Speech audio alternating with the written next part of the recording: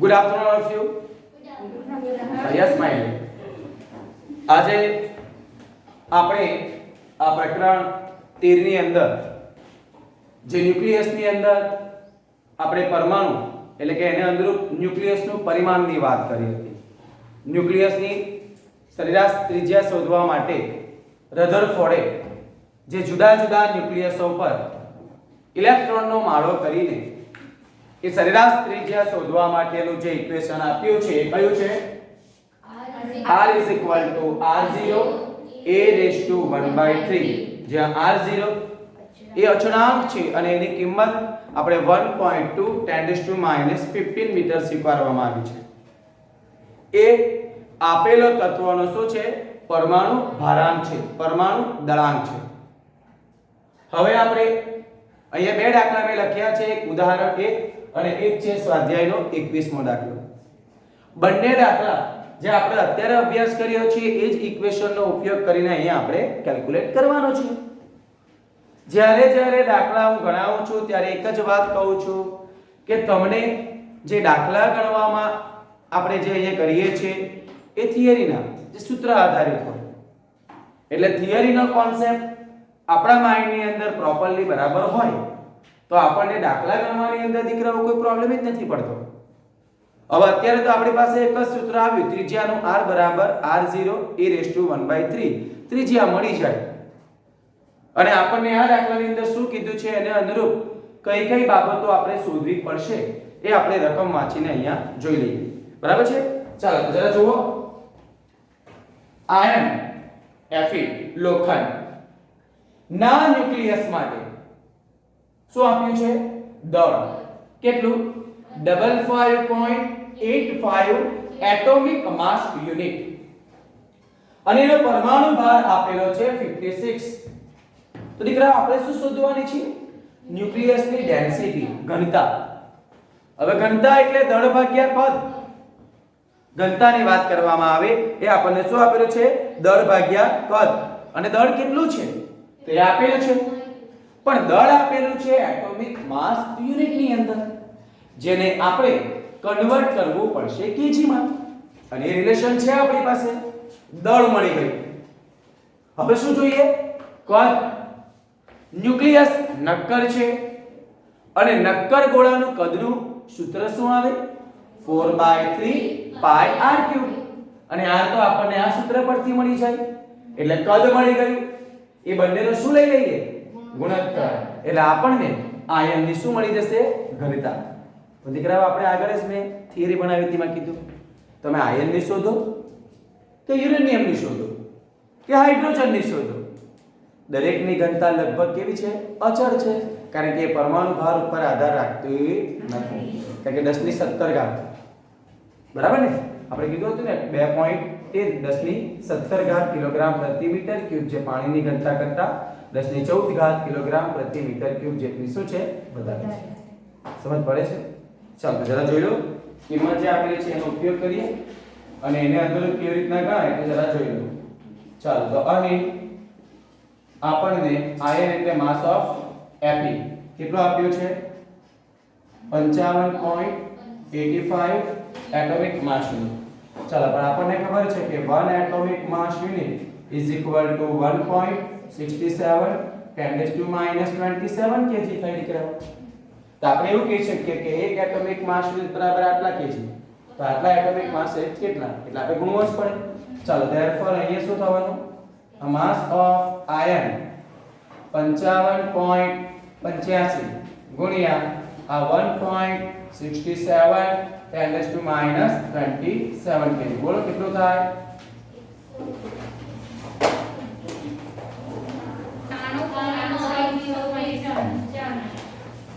હા 100 ને 1 એવું નહીં બોલો, બોલો 1 93.2695 into 10⁻, બરાબર છે ને? 93.2695. પરફેક્ટ ને? ઓકે, આ આયનનો દળ મળી ગયો. બીજો આયન માટે શું આપ્યો છે? પરમાણુ ભાર. ચાલો તો આપણે પહેલા સરેરાશ ત્રિજ્યા શોધી નાખીએ. ચાલો તો અહીં r બરાબર r0 e રેસ ટુ શું આવવાનું 1/3 r0 ની કિંમત શું આવે 1.2 10 રેસ ટુ -15 અને એની જગ્યાએ લખીએ છીએ 56 રેસ ટુ 1/3 ચાલો 56 નું ઘનમૂળ કાઢતા તો આવડે ને તમને સંખ્યા બરાબર છે એનું 2 વાર વર્ગમૂળ ગુણ્યા 4 વાર વર્ગમૂળ ગુણ્યા 8 વાર વર્ગમૂળ ગુણ્યા 2 વાર અને ઇઝ ઇક્વલ ટુ કરો સંખ્યા લખો એનું 2 વાર વર્ગમૂળ દબાવો ગુણ્યા 4 વાર ગુણ્યા 8 વાર ગુણ્યા 2 વાર અને છેલ્લે ઇઝ ઇક્વલ ટુ દબાવો 3.87 આવ્યું છે બધાનું 1.2 10 રેસ ટુ -15 લાવો મને આપજો બેટન જને આવ્યો 3.8 ઓકે તો બોલી દો કેટલા આવ્યા 3.8257 ઓકે આવી ગયું ચાલો બેનો ગુણાકાર કરો ગુણ્યા 1.2 4.5909 4.59 ઓકે ચાલશે અને 10 ની માઈનસ કેટલી 15 ઘાત મીટર આવી ગયું બરાબર ને ચાલો હવે શું શોધી નાખીએ તો એનું કદ શોધી નાખીએ ચાલો તો અહીંયા આપેલ આયન નું કદ તો કદ v બરાબર શું થવાનું 4/3 પાઈ r ક્યુબ તો અહીંયા 4 ગુણ્યા 3.14 અને આની કિંમત કેટલી મૂકી આપણે 4.5909 10 ની માઈનસ કેટલી થવાની 15 અને આખાનો શું થવાનો ઘન ભાગ્યા 3 આવડે ને 4 ગુણ્યા 3.14 ગુણ્યા 4.5909 ગુણ્યા 4.5909 ગુણ્યા 4.5909 ભાગ્યા 3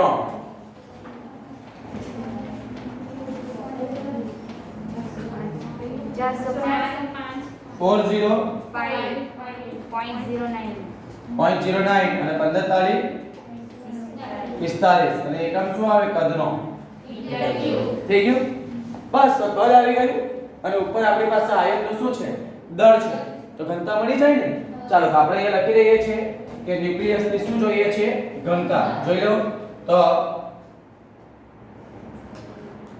આ Fe ના ન્યુક્લિયસની શું જોઈએ છે ઘનતા શું કરીએ દળ ભાગ્યા કદ દળ દીકરાઓ કેટલું છે આપણી પાસે 93.2695 અને અહીંયા કેટલી આવી ગઈ -27 છેદમાં 405.09 અને 10 ની માઈનસ કેટલી આવી 45 ચાલો કરો ઘનતા કેટલી આવી 93.2695 ભાગ્યા 405.09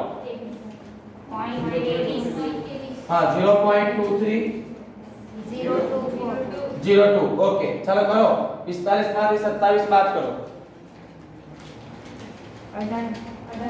કેટલા આવી ગયા 10 ની પ્લસ 18 કિલોગ્રામ પ્રતિ મીટર ક્યુબ જો આવી ગયો આપણો જવાબ બરાબર ને ρ બરાબર 2.302 10⁻17 કિલોગ્રામ પ્રતિ મીટર ક્યુબ બરાબર છે જે માંગેલ જવાબ છે ખ્યાલ આવે છે શું કર્યું તે ધ્યાનથી જોઈ લો અહીંયા આપણને જે કિંમત આપેલી છે તે કિંમતનો ઉપયોગ કરીને દળ જે એટોમિક માસ યુનિટની અંદર છે એને મેં કેજીમાં કન્વર્ટ કરી નાખ્યા અને પરમાણુ ભારનો ઉપયોગ કરીને આપેલા ન્યુક્લિયસનું શું શોધી નાખ્યું કદ અને એના ઉપરથી આપણને આ ઘનતા જે લેવો છો તમે એ દળ ભાગ્યા કદ એ સૂત્રનો ઉપયોગ કરીને તમને આ વેલ્યુ અહીંયા મળી જાય છે ખ્યાલ આવશે બધાને પાછળ ઓકે વ્યવસ્થિત રીતે ગણી લઈએ બરાબર છે ચાલો જોઈ લો એટલું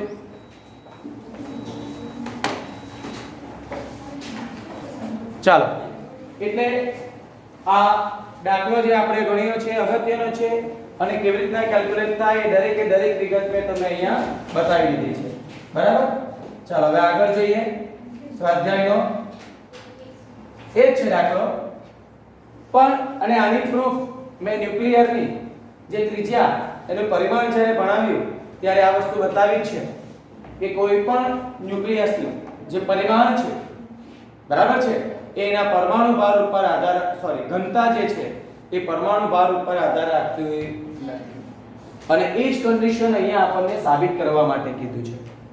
તો જોઈ લો સ્વાધ્યાયનો 21મો દાખલો. શું રકમ આપી છે અને એના માટે આપણને શું શોધવા કીધું છે તો જરા જોઈ લો. તો r બરાબર r0 a⁴ સંબંધ જ્યાં r0 અચળાંક અને કેપિટલ A ન્યુક્લિયસનો દળાંક છે. એ પરથી આપણે દર્શાવવાનું છે કે આપેલા ન્યુક્લિયર દ્રવ્યની જે ઘનતા બરાબર એ લગભગ આપણને કેવી મળે છે અચળ એટલે કે પરમાણુ દળાંક ઉપર એ આધાર રાખતી નથી. બરાબર. ચાલો તો એને કેવી રીતે કેલ્ક્યુલેટ કરી શકાય છે એ ખૂબ સરળતાથી હું તમને અહીંયા બતાવી દઉં છું. ચાલો તો જરા જોઈ લો એનું સોલ્યુશન આપણે કેવી રીતના કરીએ છીએ. તો પહેલા તો અહીંયા જે વેલ્યુ આપવામાં આવી છે લખી દેવાનું કે અહીં r બરાબર r0 a⁴ આપણે શોધવાની શું છે ઘનતા. ઘનતા એટલે હવે આપણે કોઈ પણ ન્યુક્લિયસ લઈએ એ ન્યુક્લિયસની અંદર પરમાણુ ભાર એટલે શું તો ન્યુટ્રોન અને પ્રોટોનની સંખ્યાનો સરવાળો બતાવે પરમાણુ ભારાંક અને આપણને એ પરમાણુ ભારાંક પરથી આપણને શું જોતું હોય આપેલા ન્યુક્લિયસનું દળ જોતું હોય તો આપણને ખબર છે પરમાણુ ભાર એટલે ન્યુટ્રોન અને પ્રોટોનની સંખ્યાનો સરવાળો છે. તો એના માટે આપણી પાસે માની લો કે પરમાણુ ભાર કેટલો છે a. તો આપણે એ ન્યુટ્રોન અને પ્રોટોનનું જે દળ છે આપણી પાસે બરાબર એના વડે પરમાણુ ભારને દૂર આપણે ગુણી દઈએ તો આપણને આપેલા ન્યુક્લિયસનું શું મળી જાય કુલ દળ મળી જાય. ચાલો તો આપણે અહીં લખીએ છીએ કે આપેલ આ ન્યુક્લિયસનું શું જોઈએ છે આપણને કુલ દળ. એને હું ગણી લઉં છું capital M is equal to શું થાય તો અહીંયા આપણે સ્મોલ m ઇન્ટુ શું કરવાનું છે a જ્યાં સ્મોલ n એ પ્રોટોન અથવા આ ન્યુટ્રોનનું શું છે ખબર પડે છે એટલે આપણને દળ મળી ગયું. હવે આપણે શું શોધવાનું છે એનું કદ શોધી નાખીએ. હવે ન્યુક્લિયસ નક્કર છે એનું કદ શોધવા માટેનું સૂત્ર મેં અહીં એપ્લાય કર્યું છે. ચાલો તો હવે શોધી નાખીએ છીએ આપેલા ન્યુક્લિયસનું શું શોધી નાખીએ કદ. તો લખી શકાય કે આપેલ ન્યુક્લિયસનું કદ v બરાબર શું લખીએ 4/3 pi r3. સમીકરણમાં r બરાબર r0 a⁴ લેવાય ને કારણ કે આપણી પાસે ત્રિજ્યા જે આપણને મળે છે આ સૂત્ર દ્વારા જ મળે છે એટલે v બરાબર શું થવાનું 4/3 pi r ની જગ્યાએ શું લખો r0 a⁴ હોલ ક્યુબ. ચાલો અહીંયા શું થવાનું આ 4 pi r0 નો શું થઈ ગયો ઘન અને અહીંયા શું થવાનું a⁴ તો છે વળી પાછળ એનો શું કરવાનું ઘન અને છેદમાં શું લઈ લે 3. અહીંયા 3 ને 3 કેન્સલ આઉટ એટલે શું મળ્યું 4 pi r0 ક્યુબ એ છેદમાં શું થઈ ગયું શું મળી ગયું કદ મળી ગયું. ચાલો ધેરફોર કદ v બરાબર શું લખી દઈએ 4/3 pi r0 ઘન into a. ચાલો ધેરફોર આપણને શું જોઈએ છે ન્યુક્લિયસનું ઘનતા. તો આ આપણે લખીએ છીએ ન્યુક્લિયસની ઘનતા ρ બરાબર દળ ભાગ્યા કરી દઈએ છીએ કદ.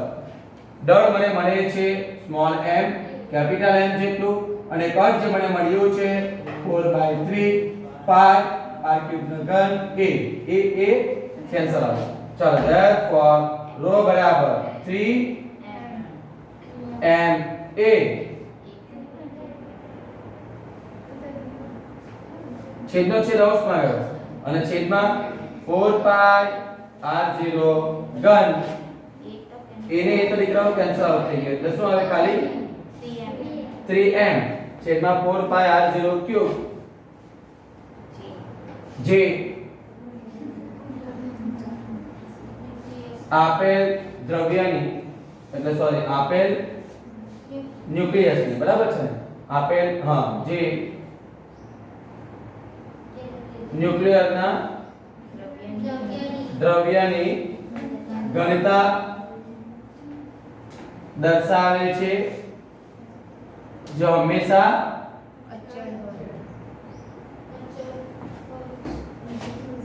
આવી ગયું અથવા કહી શકાય કે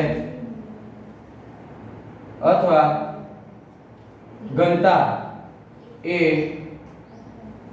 પરમાણુ ભારાંક પર આધારિત તો જોઈ લો આ ઉદાહરણ અને સ્વાધ્યાય બંનેના દાખલા બોર્ડ પર તમે લખ્યા છે વ્યવસ્થિત રીતે સમજીને તમારી નોટબુક ની અંદર લખી દો ચાલો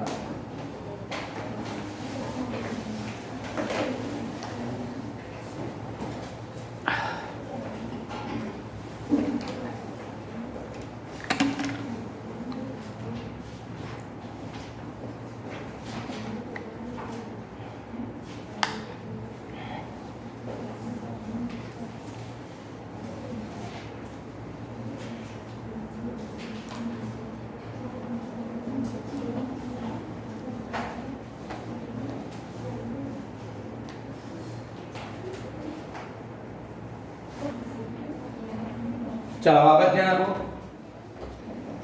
હવે નવો ટોપિક આપણે જે શરૂઆત કરવાના છે દળ ઊર્જા અને ન્યુક્લિયર બંધન ઊર્જા અને એની અંદર આપણે ફર્સ્ટ ટોપિક જોઈએ છે આઇન્સ્ટાઈનનો સાપેક્ષવાદ રિલેટિવિટી થિયરી કોણે આપેલી છે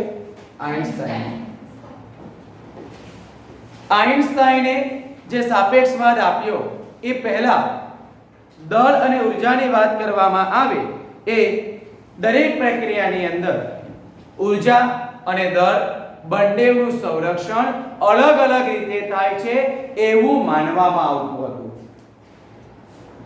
આઇન્સ્ટાઈને સાપેક્ષવાદ આપ્યો સાપેક્ષવાદનો રજૂઆત કરી એ પહેલા શું ચાલતું હતું તો એ પહેલા કોઈ પણ પ્રક્રિયામાં દળ અને ઊર્જા એ બંનેનું સંરક્ષણ કેવું થતું હતું અલગ અલગ થાય છે એવું ગણવામાં આવતું હતું એવું માનવામાં આવતું હતું પણ આઇન્સ્ટાઈને જે સાપેક્ષવાદ રિલેટિવિટી થિયરી આપી અને એના પરથી આઇન્સ્ટાઈને એવું દર્શાવ્યું કે દળ બરાબર છે એ ઊર્જાનું એક બીજું સ્વરૂપ તરીકે એને ગણાવ્યું દળને શું ગણાવ્યું ઊર્જાનું એક બીજું સ્વરૂપ કે દળનું ઊર્જામાં અને ઊર્જાનું દળમાં રૂપાંતર થાય છે એટલે એક જ પ્રક્રિયાની અંદર દળ અને ઊર્જા બંનેનું શું થાય છે સંરક્ષણ એટલે જૂની જે માન્યતા ચાલતી આવતી હતી એનું ખંડન કોણે કર્યું આઇન્સ્ટાઈને કેવી રીતે પોતાની રિલેટિવિટી થિયરી દ્વારા અને એ સાપેક્ષવાદ અનુસાર એને શું રજૂઆત કરી કે દળ ને ઊર્જાના એક બીજા સ્વરૂપ તરીકે આપણે ગણવું જોઈએ અને એ વિશિષ્ટ સાપેક્ષવાદ દ્વારા એને પ્રૂવ કરી બતાવ્યું અને એને આઇન્સ્ટાઈને એવું દર્શાવ્યું કે દળ એ ઊર્જાનું એક બીજું સ્વરૂપ છે એટલે દળ એ ઊર્જાનું રૂપાંતર કરી શકાય છે અને ઊર્જાનું શામાં રૂપાંતર કરી શકાય દળમાં અને એને અનુરૂપ દીકરાઓ એને એ સાપેક્ષતાવાદ અનુસાર એને દળ ઊર્જાના સમતુલ્ય સંબંધ આપ્યો હતો કયો દળ ઊર્જાનો સમતુલ્ય સંબંધ આ દળ ઊર્જાનો કયો સંબંધ આપ્યો આ સમતુલ્ય સંબંધ જે આપણને દરેકને ખબર છે આ E બરાબર mc² એટલે દળ આપેલો હોય તેનું શું થાય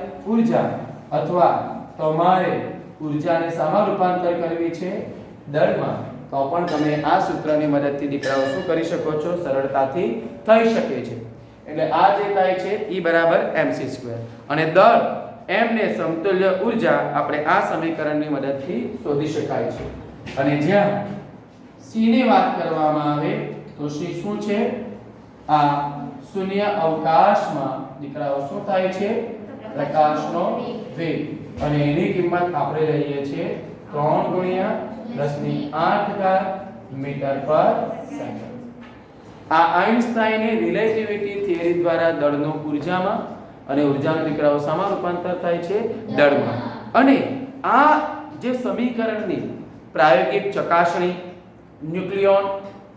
ન્યુક્લિયસ ઇલેક્ટ્રોન અને હાલના શોધાયેલા અન્ય કણો વચ્ચેના આ ન્યુક્લિયર પ્રક્રિયાઓમાં કરવામાં આવેલ છે અને પ્રક્રિયામાં ઊર્જા સંરક્ષણનો નિયમ એમ જણાવે છે કે જો દળ સાથે સંબંધિત ઊર્જાનો સમાવેશ કરવામાં આવે તો પ્રારંભિક ઊર્જા અને અંતિમ ઊર્જા તમને કેવી મળે છે સમાન મળે છે અને ન્યુક્લિયસના દળો અને ન્યુક્લિયસની એકબીજા સાથેની આંતરક્રિયા સમજવા આપણે આ વિભાવના ખૂબ જ મહત્વની બને છે અને ત્યાર પછી આપણે આ જ આઇન્સ્ટાઈનના સાપેક્ષતાવાદના થિયરીના અનુરૂપ આપણે બંધન ઊર્જાની વાત કરવાની છે તો આ આઇન્સ્ટાઈને શું આપ્યું છે દીકરાઓ રિલેટિવિટી થિયરી જે એણે દળ અને ઊર્જા એકબીજા સાથે શું છે સંકળાયેલા છે અને એના અનુરૂપ આપણે અહીંયા આ જે સાપેક્ષવાદની જે થિયરી છે E બરાબર mc² જે ઊર્જાનો દળમાં અને દળનું ઊર્જામાં કેવી રીતે રૂપાંતર કરી શકાય એ ખૂબ સરળતાથી આપણે અહીંયા કરી શકીએ છીએ એટલે એને અનુરૂપ તમને અહીંયા આપેલું છે કયો આ ઉદાહરણ શું આપ્યું છે 13.2 શું આપ્યું છે 1 ગ્રામ બોલજો 1 ગ્રામ ઓકે સમતુલ્ય ઊર્જાની શું કરવાની છે આપણે ગણતરી ચાલો તો જોઈ લો કેવી રીતે કરી શકીએ તો દીકરાઓ દળ આપી દીધું ને દળ કેટલો આપ્યો એને આપણે શામાં કન્વર્ટ કરીએ તો આપણે શું કીધું છે આ દળ છે અને એ દળનું શામાં રૂપાંતર કરવાનું અને એ સૂત્ર આપણે અહીંયા લખ્યું જ છે ચાલો તો આપણે કન્વર્ટ કરી નાખીએ therefore E બરાબર શું આવે mc² m ની કિંમત દીકરાઓ કેટલી લખો 10⁻³ c એટલે 3 ગુણ્યા 10⁸ આખાનો વર્ગ એટલે શું મળે છે -3 9 8 દુ 16 જૂલ અને એના પરથી આ 9 ગુણ્યા 10⁻16 જૂલ therefore 1 ગ્રામ સોરી અહીંયા -13 છે ને એટલે 10⁻13 એટલે 1 ગ્રામ દ્રવ્યને શું જોઈએ છે સમતુલ્ય ઊર્જા E બરાબર 9 ગુણ્યા 10⁻13 તો જુઓ દીકરાઓ આ આઇન્સ્ટાઈને દળને સમતુલ્ય જે ઊર્જા છે એ કેવી રીતે કન્વર્ટ થાય છે એ તમને આ સૂત્ર દ્વારા આપ્યું છે આને ઇલેક્ટ્રોન વોલ્ટમાં બી ફેરવાય તો આપણે ઇલેક્ટ્રોન વોલ્ટમાં ફેરવવું હોય તો શું કરવું પડે તો ઇલેક્ટ્રોન વોલ્ટ માટે E બરાબર આ 9 ગુણ્યા 10⁻13 એને કેટલા વડે ભાગી નાખવાનું 1.6 10⁻19 કરો 9 ભાગ્યા 1.6 5.625 અને 10 ની કેટલી ઘાત થવાની 19 ને